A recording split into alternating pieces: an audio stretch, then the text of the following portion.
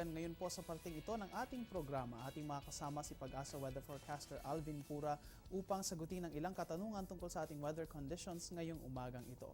Magandang araw sa inyo, sir. Opo, magandang umaga at magandang umaga rin po sa inyo mga taga-subaybay. Ginoong Pura, atin nga pong unahin itong si Tropical Storm Inday. No? May ulat po tayo na ito ay lumabas na sa ating Philippine Area of Responsibility. Mari po ba inyong linawin itong balitang ito sa ating mga manonood? Ano na po ba yung latest update natin tungkol dito sa Tropical Storm na ito?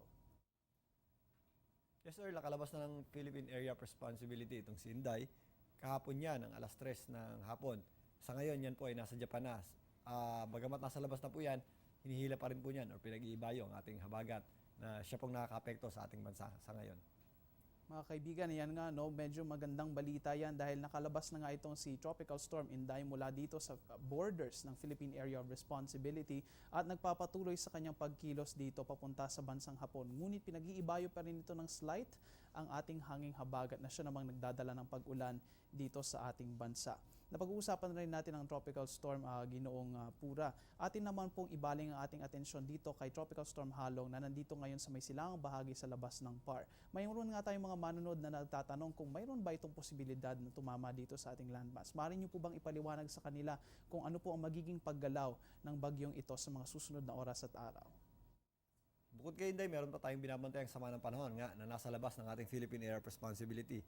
Yan po ay si Tropical Storm na may international name na Halong. Sa kasalukuyan, ito po ay tinatayang nasa layong 1,740 kilometro. Silangang bahagi po yan ng Central Luzon. At yan po ay nasa labas ng ating Philippine Area of Responsibility. Ito po ay nasa tropical storm category na. Ito po ay may lakas na hangin na umabot sa 85 kilometers per hour at may pagbugso na umabot sa 100 kilometers per hour. At ito ay inaasahan natin kumilos pa-west, northwest at yan po ay papasok sa ating Philippine Area of Responsibility probably this Sunday or early morning ng Lunes. Pero yan po ay hindi naman tatama sa kalupaan at hindi po natin inaasahan na makaka-apekto sa anumang bahagi po ng ating bansa. Bagamat yan po ay kikilos lang patungo dyan po sa area ng Southern Japan at lalabas din nga po ng ating Philippine Air Responsibility. Pero bagamat ganyan po ang kanyang track, inaasahan natin na pag-iibayuhin yan o hihilahin niya rin yung ating habagat or southwest monsoon na magdadala po ng pag-ulan, lalong-lalo na po dito sa western section po ng ating bansa. Napakalinaw naman po na explanation mga kaibigan. No? Itong ang ating tropical storm na Halong ay maaaring pumasok dito sa Philippine Area of Responsibility at kung ito man po ay pumasok sa ating bansa ay hindi naman ito masyadong lalapit sa ating landmass at dito lamang ito dadaan sa may northeastern tip ng Philippine Area of Responsibility at magpapatuloy sa kanyang pagkilos patungo sa Hilaga. Bagamat ito nga ay hindi naman lalapit sa ating landmass ay magpapatuloy pa rin itong pag-iibayuhin ng hanging habagat na siya namang iihip dito sa may kanluran at magbibigay rin ng maulan na panahon. Bibigyan po namin kayo ng updates tungkol sa tropical storm na ito sa mga susunod naming ulat.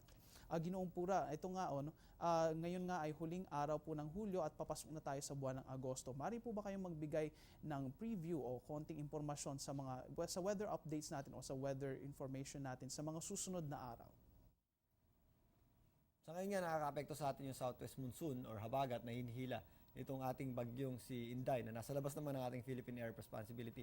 At inaasahan natin yan, magpapatuloy yan sa mga susunod pang araw hanggang sa darating na weekend. So magiging maulan pa rin po tayo dito sa Metro Manila dahil po dyan sa ating habagat. At paglayo niya ni Inday at pagbitaw niya doon sa ating habagat, hindi pa rin tayo makakaasa ng mas maliwalas na panahon dahil ito namang si Halong ay posibleng lumapit nga or dumikit nga dito sa ating Philippine Area of Responsibility. Siya naman po ang magpapaibayo ng ating hanging habagat or southwest monsoon. So sa ngayon nga, makakaranas tayo ng habagat hanggang sa darating na weekend. Bababa lang po ng konting yan. Pero sa darating na midweek hanggang or simula Wednesday hanggang Thursday, posible na po tayo makaranas puli ng malalakas na pagulan dahil po yan sa ating habagat or southwest monsoon. Mga kaibigan, yan nga, no, sa mga susunod na araw ay tinataya pa rin na magkakaroon po tayo ng rainy weather conditions dito sa bansa. Bagamat lalabas na nga itong ating habagat o di kaya ay hihina siya dahil wala na si Inday dito sa loob ng PAR, ay maaari namang saluhin yan nitong si Tropical Storm Halong na inaasahang tama o papasok dito sa Philippine Area of Responsibility sa Sunday at maaari rin itong palakasin ng hanging habagat. Mananatili po na magiging maulan ang panahon dito sa Pilipinas. Asahan po natin yan sa buong susunod na linggo. Kaya naman ihanda na natin ang rain gear natin para tayo ay makaiwas na lamang sa anumang sakit na maring dalhin ng pag-ulan. Ginoong Pura, atin po silipin ngayon, no? Ano po ba ang lagay ng ating karagatan ngayong araw na ito? Yes, sa ngayon nga, meron tayong nakataas na gale warning dito po sa kanlurang bahagi ng ating bansa or sa kanlurang baybaying dagat ng ating bansa. At dito rin po sa ilang bahagi ng hilagang bahagi at silangang bahaging baybayin naman ng ating lugar dito sa Southern Luzon. Dahil po yan sa ating lakas na hangin na dulot po ng ating habagat or southwest monsoon. So makakaasa po tayo ng mga 3.4 hanggang 4.5 meters na mga pag-aalon, lalong-lalo po sa laot. At kaya po inaabisuhan natin ang ating mga kababayan, lalong-lalo na yung may mga maliliit na sasakyang pandagat na huwag po muna pumalaot or mag-ingat po tayo sa mga malalaking mga alon. Nananatili nga pong delikado ang ating seafaring conditions ngayong araw na ito. No? Ang malaki pong bahagi ng mga baybayin ng Luzon mula Hilaga hanggang Timog, kasama na rin ang silangan at kanlurang bahagi nito ay magkakaroon po ng rough to very rough seafaring conditions ngayong araw. Saan po natin na maring humigit sa 3.4 to 4.5 meters ang taas ng alon at magkakaroon din po tayo ng malakas na pag-ihip ng hangin. At abiso na lamang nga po sa ating mga mangingisda at maliliit na sasakyang pandagat na kung maaari ay huwag na po munang pumalaot ngayong araw na ito dahil maaari pong maaksidente kayo. Hintayin na lamang po natin na i-lift nitong Pag-asa ang ating gale warning para tayo ay makaiwas sa anumang sakuna. Ginoong Pura, tapusin po natin itong ating panayam sa pamamagitan ng 5 AM weather forecast ng Pag-asa ngayong araw na ito. Yes, sa ngayon nga nakaka-apekto sa atin yung habagat or southwest monsoon. Dito po sa ilang bahagi ng probinsya ng Zambales at Bataan, makakaranas po tayo ng mga pagulan dyan dulot ng ating habagat or southwest monsoon. Dito naman sa area ng Metro Manila, maging ang natitirang bahagi ng Central Luzon, sa rehiyon ng Ilocos, Calabarzon, Mimaropa, Bicol, Region at Western Visayas, makakaranas din po tayo ng mga paminsang-minsang ulan. Dulot po yan ang ating habagat at southwest monsoon. Maliban po dyan, dito sa area ng Mindanao at ang natitirang bahagi po ng Visayas, fair weather naman ang ating inaasahan maliban sa mga localized rain showers at thunderstorms. At yan nga pong ating habagat, patuloy po nating mararanasan yan hanggang sa darating na weekend dito sa Metro Manila. So magiging maulan pa rin po tayo. So magdala po tayo ng anumang pananggalang sa ulan upang makaiwas po tayo sa abala or sakit na dala po ng mga pabago-bagong panahon natin.